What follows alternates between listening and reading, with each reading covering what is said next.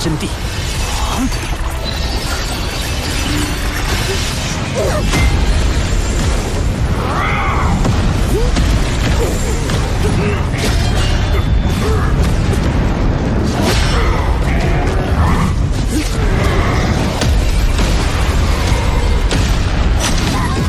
Alright guys, balik lagi sama Ketua Sekte. Gimana kabar teman-teman semuanya? Baik-baik aja ya kan?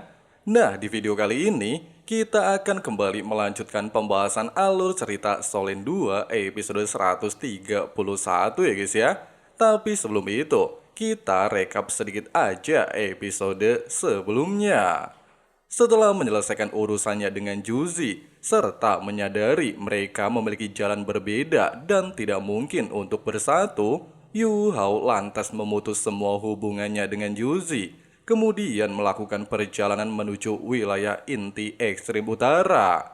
Di tempat ini, Ratu Salju lantas mengumpulkan semua pasukan binatang roh dan menyampaikan dua tujuan. Pertama, dia akan melakukan perjalanan panjang dengan Huo Yu Hao. Dan yang kedua, dia menjadikan Atai alias Kera Iblis Salju sebagai penggantinya memimpin wilayah ekstrim utara. Terus gimana sih keseruan dan kelanjutan alur ceritanya? Penasaran ya kan? Jadi langsung aja simetriskan posisi rebahan. Inilah waktunya kita baku hantam.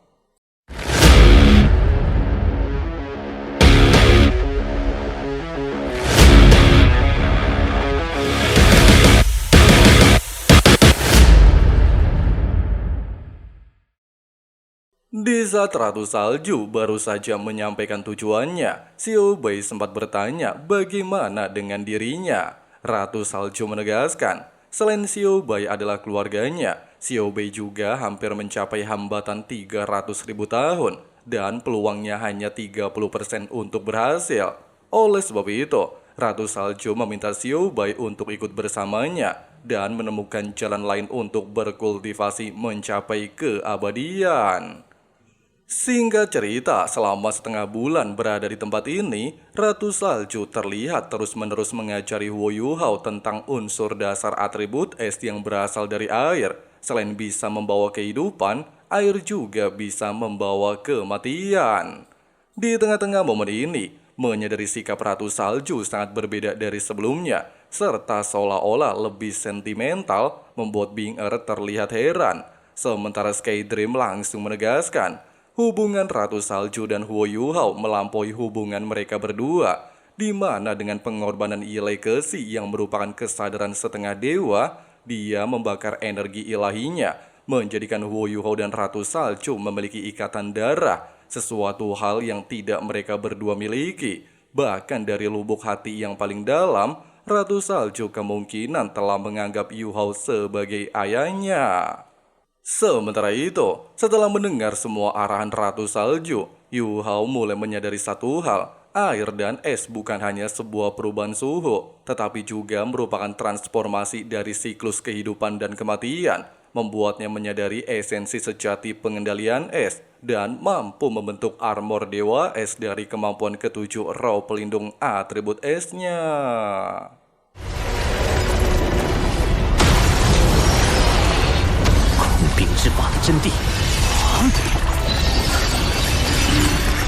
Setelah Yu Hao memahami semua pengendalian es dan sangat mirip dengan teknik Necromancer, dia lantas meminta seluruh anggota dan pasukan binatang roh untuk segera OTW mengusir pasukan Ponik Api ke Kerajaan Rio.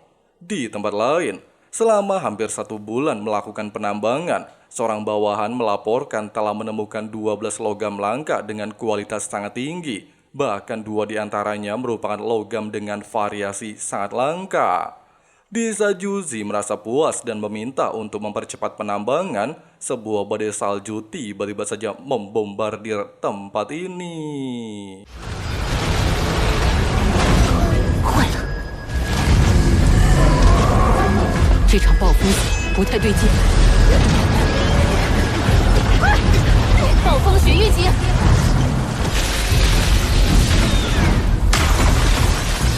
Menyadari badai salju berasal dari gelombang binatang roh yang dipimpin oleh Yu Hao, Juzi lantas meminta seluruh pasukan untuk bersiap baku hantam. Sementara Yu Hao jelas memerintahkan seluruh binatang roh untuk mengusir pasukan musuh dari wilayah ekstrem utara.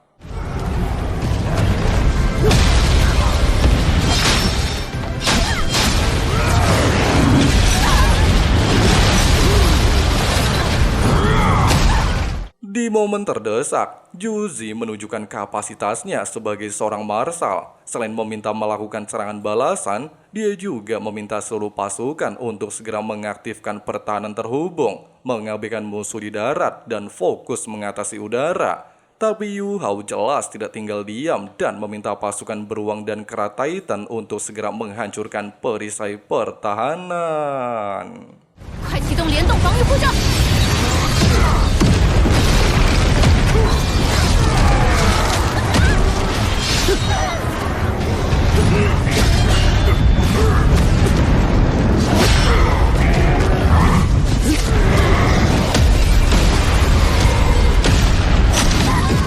Tepat ketika Dolo Api Ponik Luan Feng menggunakan alat roh level 9 Ponik Api untuk melakukan serangan, Xiao Bai tanpa basa-basi merubah tubuhnya menjadi lebih besar dari sebelumnya, serta menggunakan teknik Meteor Es untuk memblokirnya.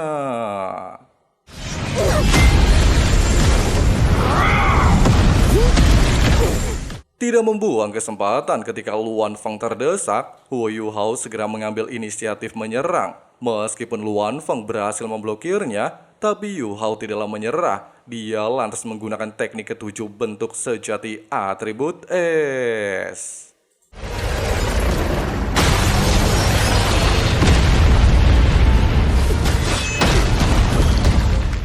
Merasa muak alat roh level 9-nya dihancurkan oleh Xiao Bai, Luan Feng dengan gila menggunakan teknik ke-6 sayap api untuk membakar semua binatang roh. Menyadari teknik tersebut tidak mungkin bisa ditahan pasukannya, Huo Yu Hao tanpa basa-basi melakukan kombinasi dengan Ratu Salju.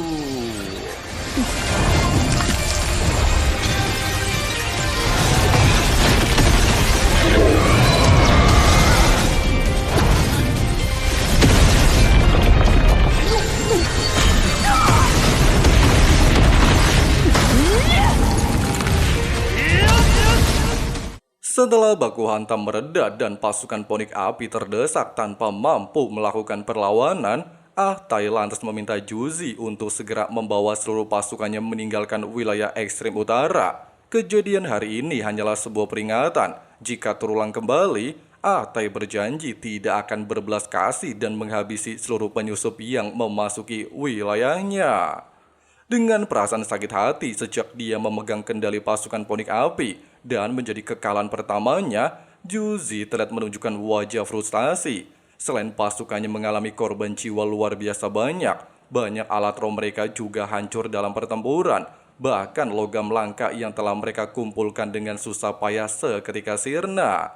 Fakta barusan jelas membuat Juzi merasa muak atas tindakan Yu Hao, serta tidak akan melepaskan Yu Hao jika suatu saat nanti kembali jatuh ke tangannya. Di sisi lain, meskipun para binatang roh merasa puas dengan kemenangan mereka, tapi Xiao Bai telah mengalami cedera pasca melakukan duel dengan alat roh level 9 Ponik Api dan bertanya kepada kakeknya alias Yu Hao, apakah senjata seperti itu yang sebelumnya dia sebutkan. Di saat Yu Hao merasa malu dipanggil kakek, Xiao Bai lantas menjelaskan, dikarenakan Ratu Salju alias ibunya memanggil Yu Hao ayah, maka dirinya sebagai anak Ratu Salju sudah wajar memanggilnya kakek. Mengesampingkan hal tersebut, Tai telah mulai mempercayai ucapan Yu Hao, di mana umat manusia ternyata memiliki senjata menakutkan yang bisa memusnahkan binatang roh. Yu Hao menegaskan, pasukan yang sebelumnya mereka lawan hanyalah pendahulu, sementara kekuatan sejati kerajaan Ryu belum sepenuhnya terungkap. Itu juga yang menjadi alasan kenapa dirinya memerintahkan pasukan binatang roh untuk mundur setelah memberikan pelajaran. Pasalnya mereka mungkin akan mengalami kerugian besar jika terus melakukan baku hantam secara langsung. Singkatnya, merasa tidak ada lagi yang perlu dibicarakan, serta tugas mereka telah selesai. Tai lantas memimpin pasukan meninggalkan tempat ini. Meskipun Ratu Salju sempat murung, tapi menurut Yu Hao, Ahtai pastilah akan menjadi pemimpin hebat di wilayah ekstrem utara. Menyadari binatang roh di tempat ini lebih kompak daripada binatang roh di hutan Stardo, serta kekuatan mereka sebanding dengan 5 binatang roh terkuat hutan Stardo, membuat Yu Hao tidak heran kenapa Ratu Salju bisa menciptakan surga di tempat ini.